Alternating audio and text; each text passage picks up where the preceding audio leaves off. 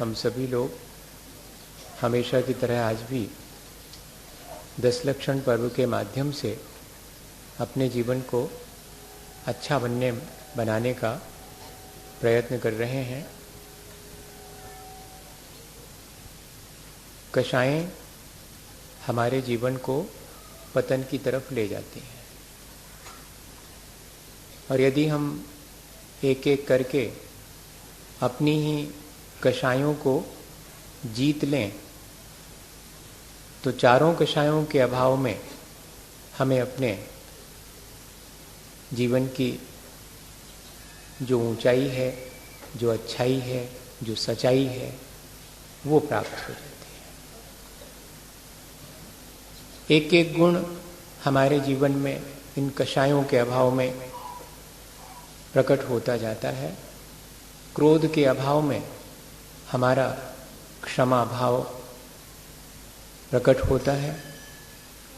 मान कषाय के अभाव में हमारी स्वाभाविक मृदुता या कोमलता हमारे भीतर प्रकट होती है।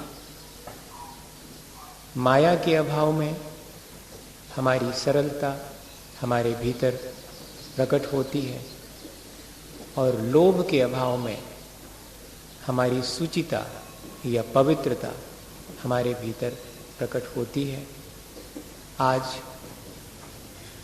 सुचिता का दिन है, पवित्रता का दिन है। पूजा करने वाले 10 लक्षण की पूजा में आज सत्य धर्म की पूजा कर चुके होंगे, पर तत्वार सूत्र जी के अनुसार और प्रतिक्रमण पाठों के अनुसार 4 कषायों के अभाव में ही सत्य का दर्शन होता है। लोभ कषाय के अभाव में सुचिता या पवित्रता आए बिना जीवन की सच्चाई प्रकट नहीं होती। इसलिए आज उस लोभ कषाय के अभाव के लिए क्या उपाय करना चाहिए, कैसे अपनी सुचिता या पवित्रता को हम प्रकट कर सकें, इस पर अपन विचार करते हैं। लोभ की अपनी तासीर है, उसका अपना स्वभाव है। जो भी मिल जाता है उसमें संतोष नहीं होता, इसी का नाम लोभ है। एक निरंतर चाह या की आकांक्षा, इच्छा मन के भीतर बनी रहती है।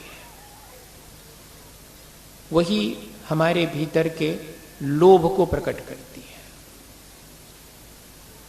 समस्त लोभ के अभाव में जो निर्मलता है, जो पवित्रता है, जो सुचिता है, वो प्रकट होती है।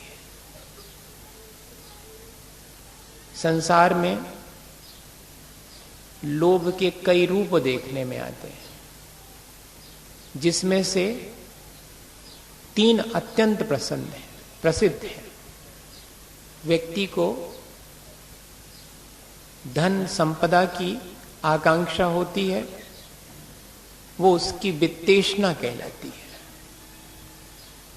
धन पैसा मिलने के साथ साथ व्यक्ति को अपनी संतति आगे चलती रहे, इसके लिए पुत्र की आकांक्षा होती है, वो पुत्रेषणा कहलाती है।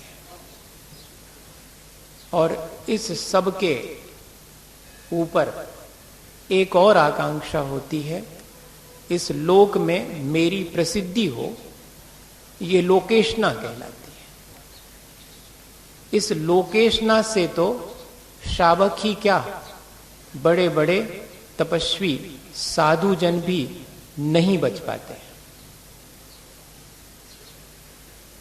ये लोभ अपने विभिन्न रूपों में हमारी उस आत्मा की निर्मल परिणति से हमें विचलित कर देता है और हमें अपने उस आत्म संपदा का ख्याल नहीं रहता और हम सांसारिक भौतिक सुख सुविधाओं को प्राप्त करने की होड़ में और अपना पूरा जीवन व्यतीत कर देते हैं।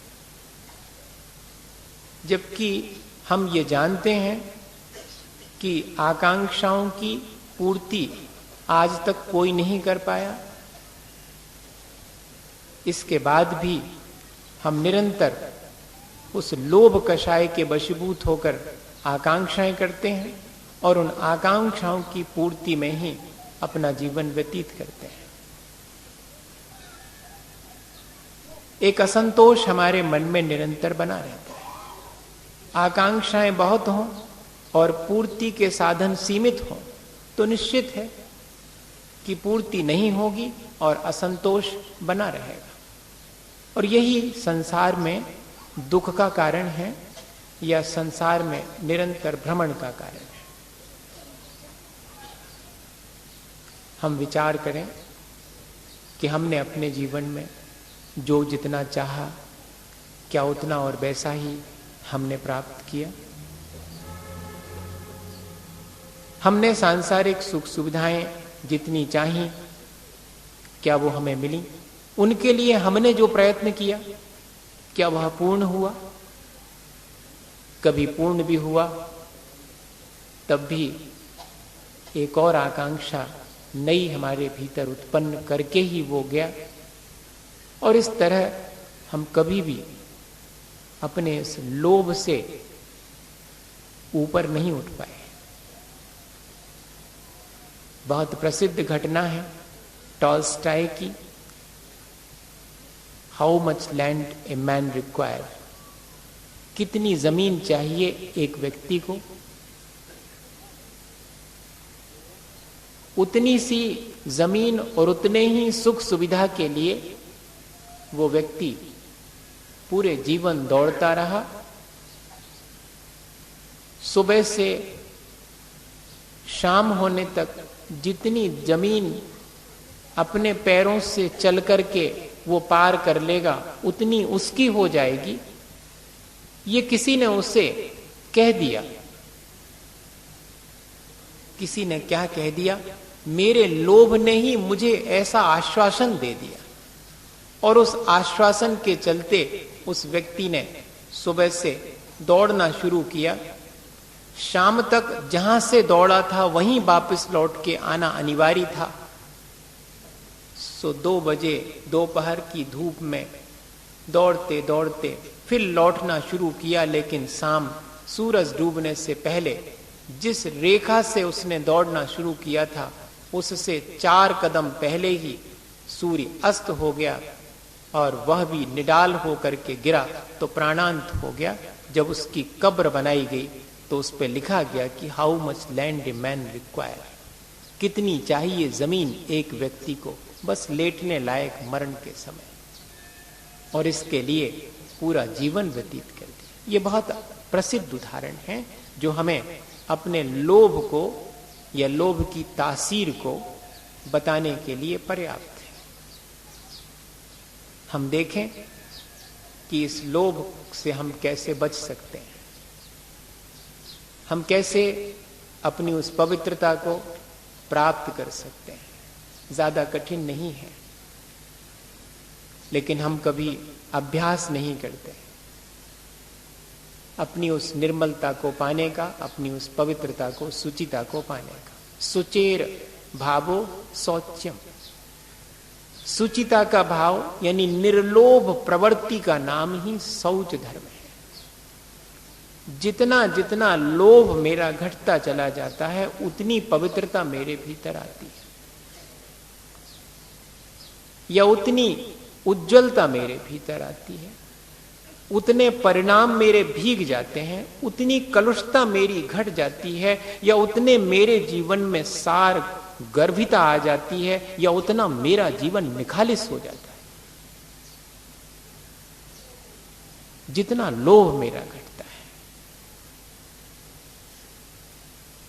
हम देखें कि लोभ घटाने के उपाय या कि अपनी चमक, अपनी उज्जवलता बढ़ाने के क्या उपाय हो सकते हैं।